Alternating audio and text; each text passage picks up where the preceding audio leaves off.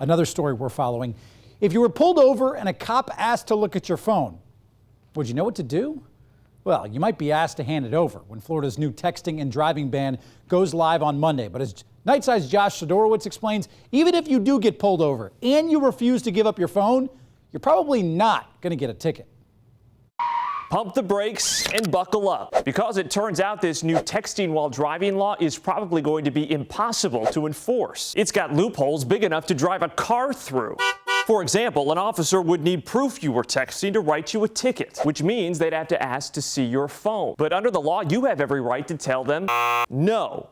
And once that happens, the stop is done and you're free to go. Officers are also required to tell you that you have the right to refuse to let them search your phone. Agencies like the St. Pete Police Department are even issuing memos like this to all of its officers to make sure they understand the law too. There are also other exceptions to the law, like it's okay to hold your phone for GPS, and you are also allowed to text at a light or a stop sign. So come July 1st, these roadblocks might get in the way of police enforcing this new law, but will they stop you from following it? And we'll continue to stay on top of that. Florida is the second worst state, by the way, for distracted driving. We have much more information on our app. You can search WTSP in your app store.